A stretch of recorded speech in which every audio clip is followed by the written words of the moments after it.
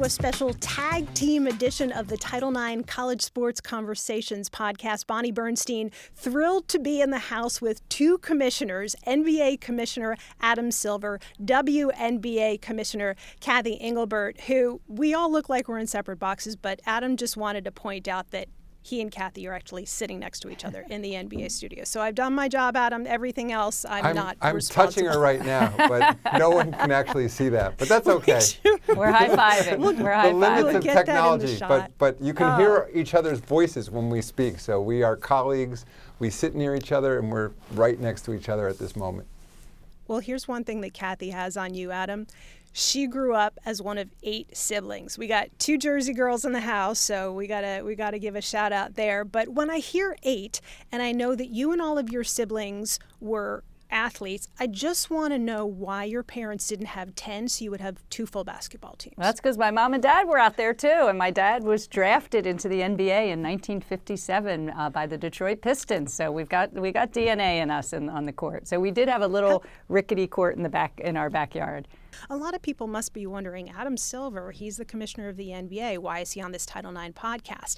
There were multiple attempts to try to get a professional women's basketball league going. There was the WBL in the late 70s. There was the ABL in the mid-90s. Neither of them lasted for more than 3 years. And Adam, even though you've been commissioner since 2014, you've been with the league for 30 years, and you were actually part of the team that put together the initial business model for the WNBA. What was it about that business model that helped create what's become the most sustainable professional women's basketball league? It's an interesting question. So much of the credit goes to Val Ackerman, who was really the force behind the development of the league. And at the time, Russ Granick, who was the deputy commissioner, and of course David Stern, who ultimately greenlit it and so funded it and made it all happen. You may recall, Bonnie, when we launched the WNBA initially, it was comprised entirely of NBA teams who were then operating WNBA teams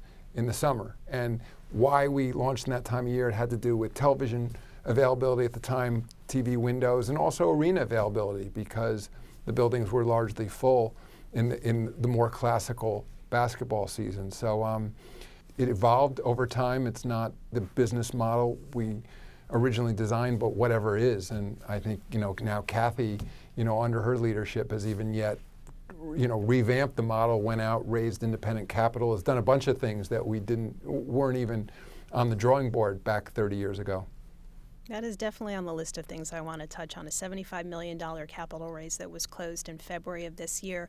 But I'm wondering if Cathy, young Cathy, growing up in South Jersey, was the WBL anywhere on your radar? Had you heard of the New Jersey Gems or the Philadelphia Fox? Or did you have any sense that there could be, if I played my cards right, some sort of professional opportunity for me in basketball? Yeah, I don't think a lot of the women, because remember, I'm a Title IX kid, right? So it was in the 70s when Title IX opened up the opportunity to even play a lot of organized sports, which, I didn't have the opportunity. Like girls soccer didn't even exist for me in the 70s. And so I played lacrosse and tennis and basketball. And thank goodness my dad was a basketball player. So no, I don't remember any of those teams. I don't remember any of those leagues. I remember going to Lehigh, getting this coach called Muffet McGraw, and had no idea who she was. She was coming out of St. Joe's University and was pretty young, and it was her first head coaching job, and now Naismith Hall of Famer and has been such an icon in the sport. But yeah, I don't remember the professional leagues. Well, here's a fun fact about Muffet. Are you ready for this? So the WBL had a player. Her name was Muffet McGraw, and she played 1 year for a team called the California Dream. You got her, as you said, in her very early years in coaching. When you reflect back on that time with her, Cathy, is there anything specific you remember about her approach, her mindset, her coaching mantra that ultimately has helped her become one of the greatest coaches in the history of women's college basketball, and really one of the critical figures in helping move the game forward. Yeah, I would say, with Muffet, it was, again, it was her first head coaching job. She didn't recruit any of us. I was a walk-on. By the way, she tells the story now. She almost cut me because she thought I was a cheerleader or tennis player. But I said... Well, you were recruited to play lacrosse, though, I was, right? and I was a walk-on for basketball. I literally saw a poster, like, basketball tryouts today for the women's team, and went and tried out. But most competitive person I've ever met, Muffet, as you see with her rivalry across the years with whether it's Gino and UConn or whatever. And she just very courageous in her using her voice, I think, as she has done towards the end of her career here around women's equality and equity. But the one thing I remember the most about her was like, you've got to be great in ordinary moments, because then you'll just kill it in extraordinary ones. And so she used to just obviously practice, and teach so much around the ordinary moments are going to make you great in the extraordinary ones. Well, it's interesting because your appointment to WNBA commissioner came after 30 plus years at Deloitte. If Deloitte doesn't ring a bell for any of you listening, it's one of the big four accounting and global consulting firms. You'd spent 30 years there in business, the first female CEO. How did this job come about? Adam, did you just pick up the phone and call her? What was the story? I'm going to let Cathy answer that question. Well, truth be known, so at Deloitte you have a term when you're the CEO. My term was coming to an end. I was trying to think about what I wanted to do next, and I wrote 3 things on a piece of paper. I wanted something different, something with a broad women's leadership platform, and something I had a passion for. And the passion came from playing and my father.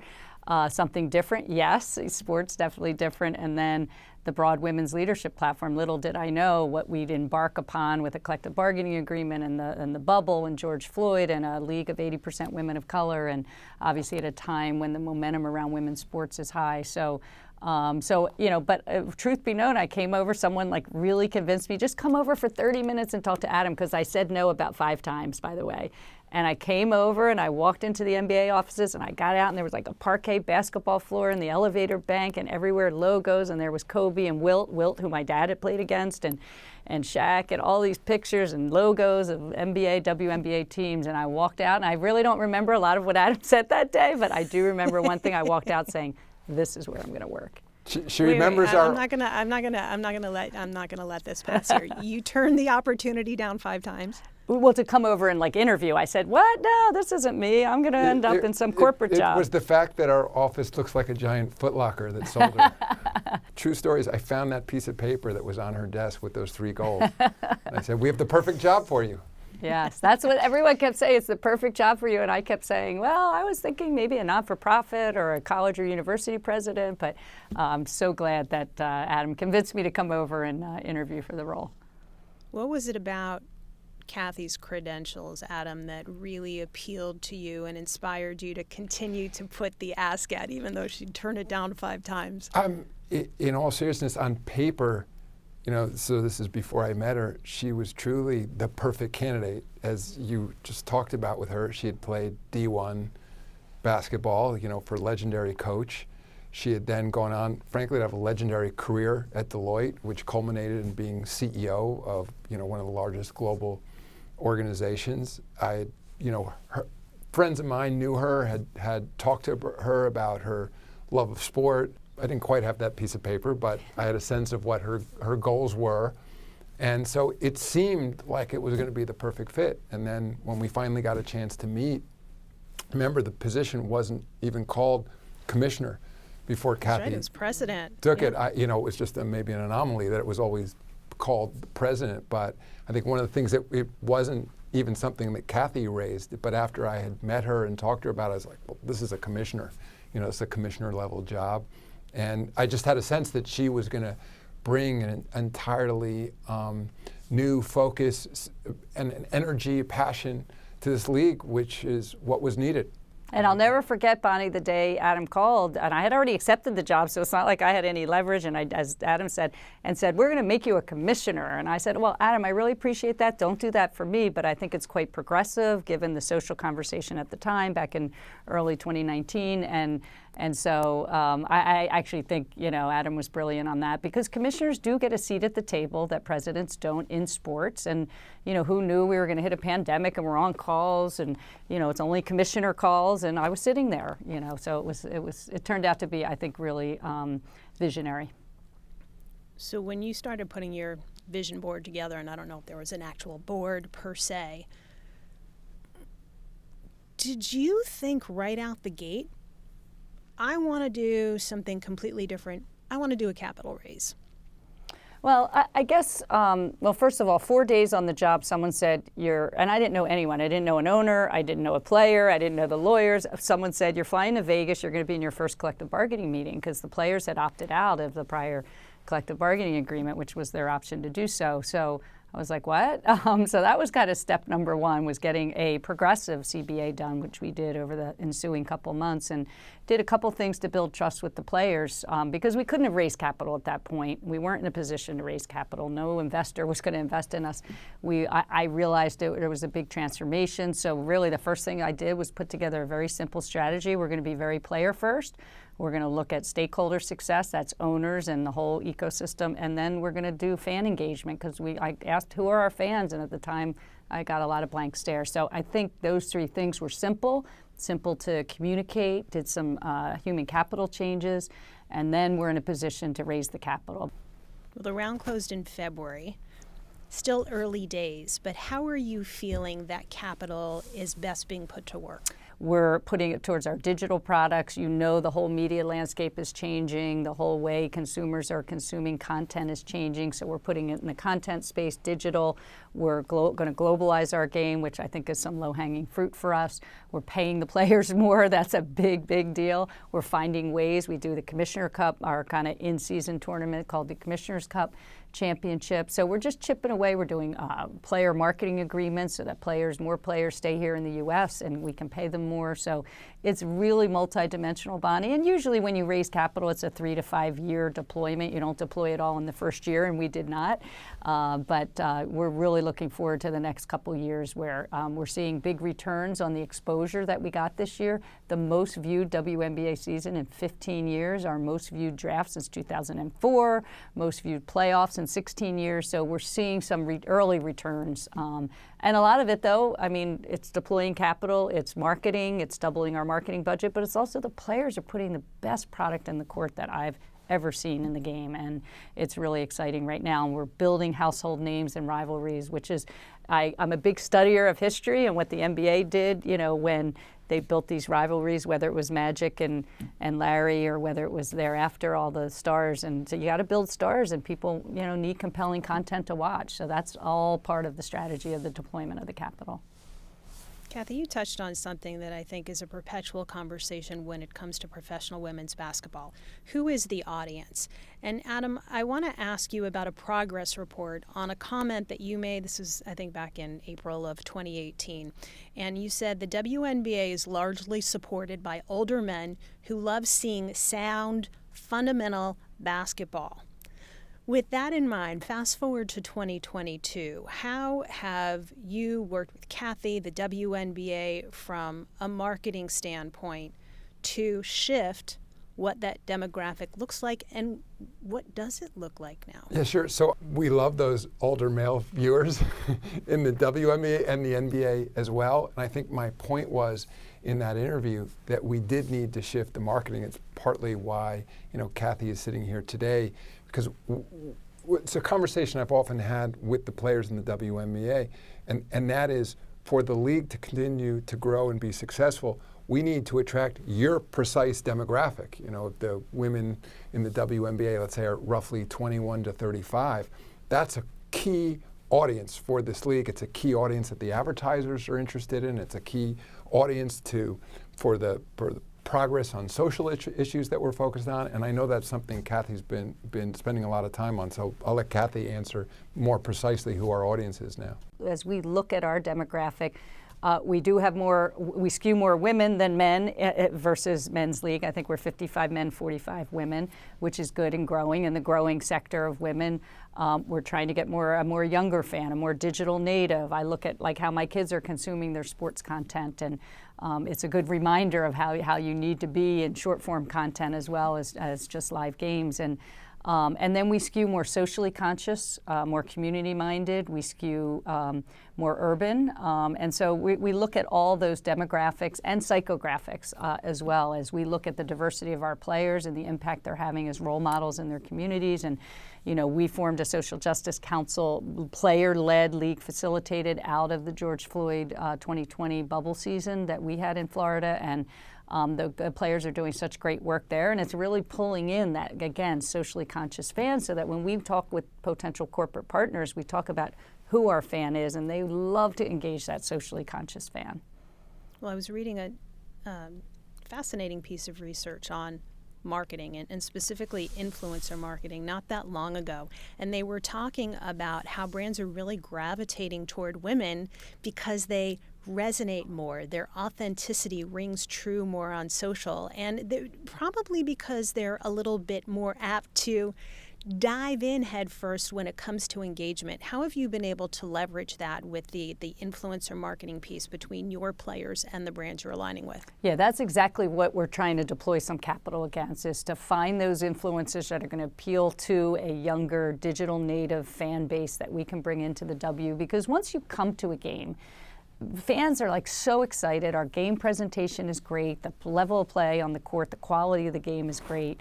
But not enough people know there's 12 WNBA teams and we're only in 12 markets. So there's a lot of different ways you can bring in a fan base, and one of those is to expand your reach into more cities. But even in cities, people don't know there's a WNBA team in that city, and they certainly know there's an NBA team in that city. So working on kind of recognition, but one of those ways to do it is to build rivalries. And look at Asia Wilson now has become such a household name, given, MVP this year for the W, and the Aces brought the first ever championship to Las Vegas, to the city of Las Vegas this year. So, we've got to chip away at building these household names. We have some amazing rookie classes coming in over the next couple years out of the NCAA game, where the game's really healthy and popular. So all of that is how we're working on it, Bonnie.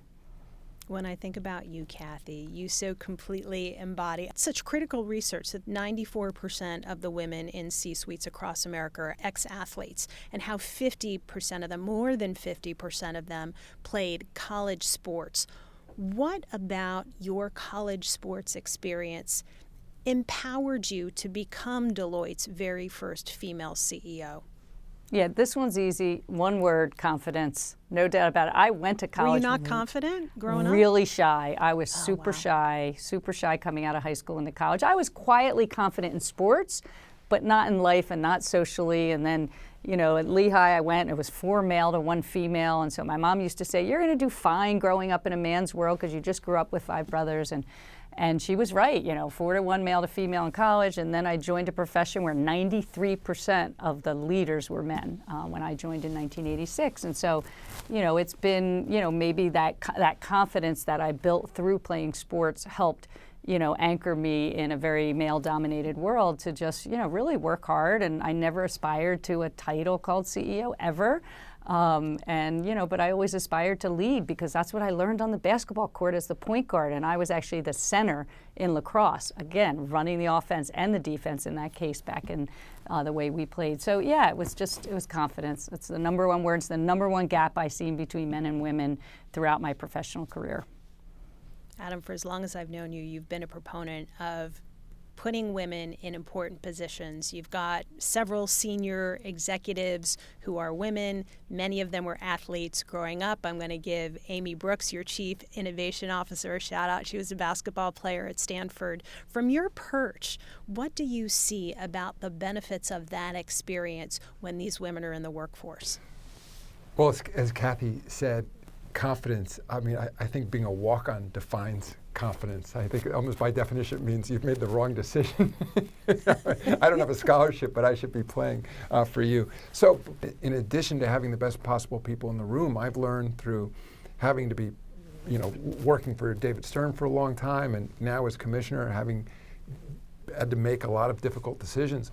When you have diverse leadership in the room, giving you different perspectives, giving you life experiences that you didn't have, and explaining to you how a decision may be viewed by someone who's very different than you, that's, to me, nothing unique to sports. That's how progressive modern organizations should be run. Well, I know you don't have the ability to exactly go telling teams what coaches they should hire, but we're starting to see a smattering of female coaches in the NBA, probably most notably Becky Hammon.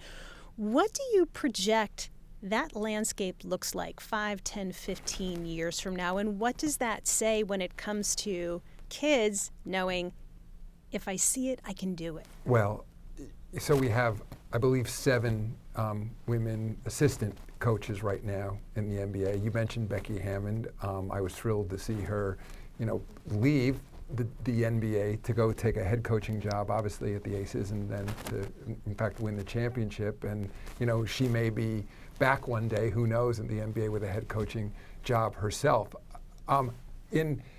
Progress isn't happening as fast as I'd like to see. I mean, ideally, other than something that we're clearly acknowledging that men and women's bodies are different, and in jobs that aren't about how high you can jump or how strong you are, how tall you are, things should be completely equal. And I think that you're going to see that over time in the coaching ranks. We're starting to see that if you watch NBA games now, the number of female officials we now have. We've made a concerted effort to do that because there's obviously no reason that a female woman can't be officiating a game in the same way a man can. And I think you're going to see that over time in the coaching ranks. Because to me, if I were out looking to hire a coach right now, I'd say there's a market irregularity.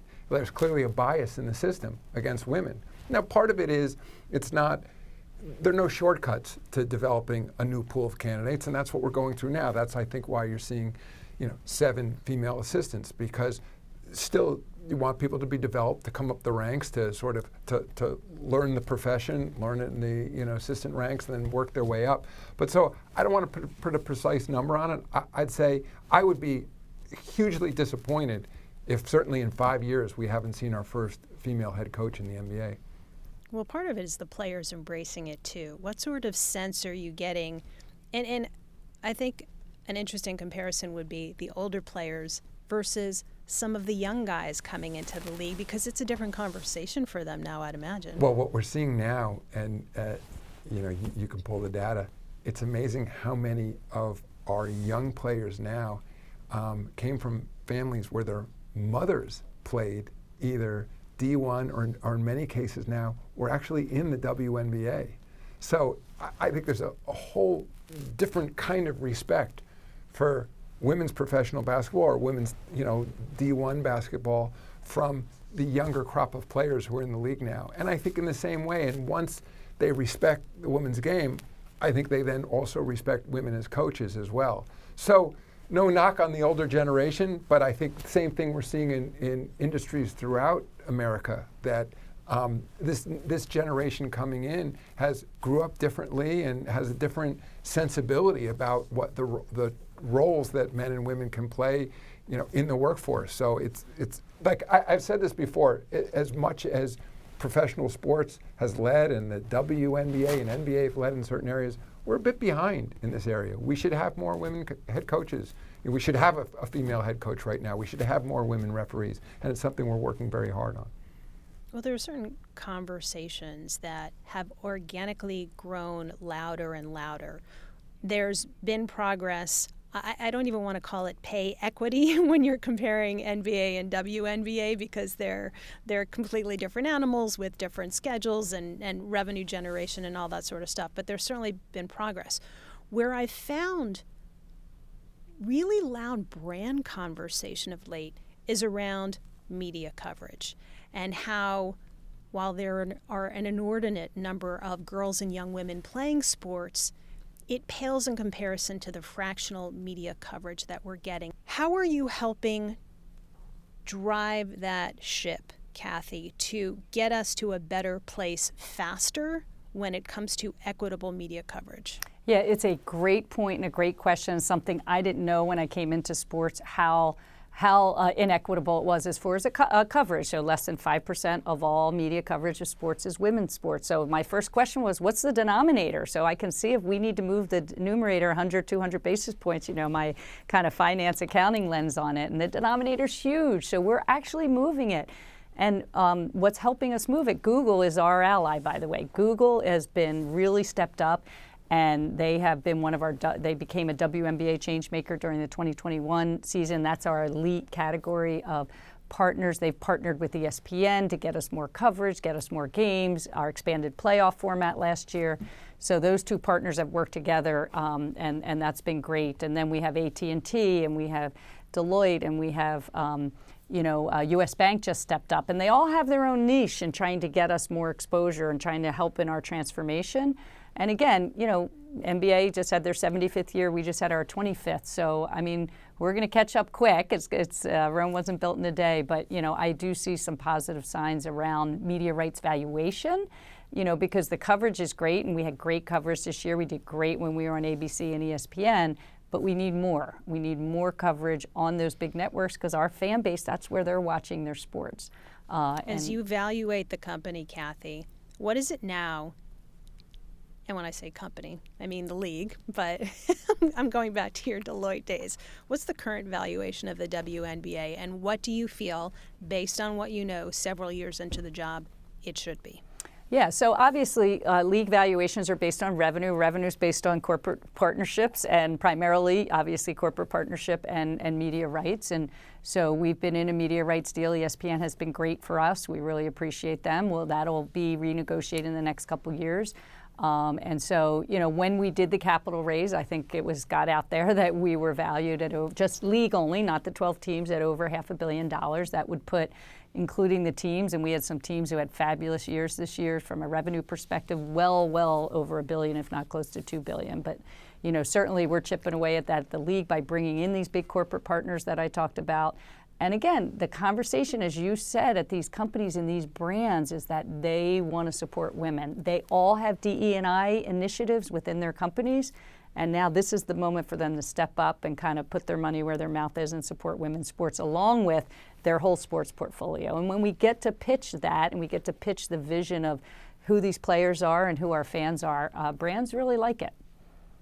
Well, as we get ready to close out this conversation, Adam, I want to point out that during the draft this year, I noticed that you, right at the top, you gave the 50th anniversary of Title IX a shout out. I know you well enough to know that there's usually intention behind these things. What was your why there? Well, you answered it in part. It just happened to be the 50th anniversary of Title IX, which is why. Yeah, but you didn't have to bring it up. You're right. I think we were also at the Barclays Center, the home of the New York Liberty. So that was part of it. And I also, I wish people could see that Cathy and I are sitting next to each other because we really are at the same table when it comes to running these leagues.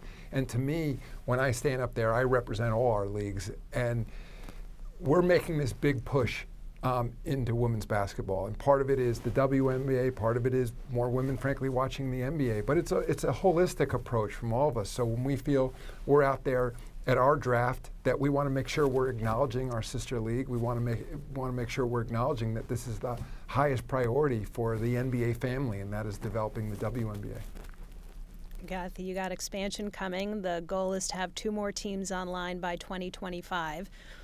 I know you don't have a crystal ball, but in the event you did, let's go down this road. What do you envision? What do you hope is different about the WNBA? What do you hope it looks like when we are celebrating the 75th anniversary of Title IX?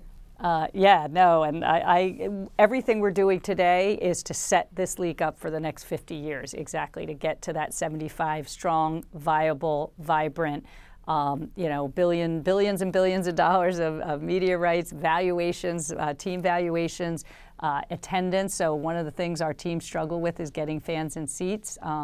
And so, we're going to do a fair amount of things, and we might do things differently. But obviously, you can't predict where the whole world will be by then. But certainly a thriving league, one that is providing opportunities for young girls to thrive ultimately in their careers, whether that's in basketball or after basketball. So We love that our players today share that vision with us and that they're committed to making sure that this league's around for a long time.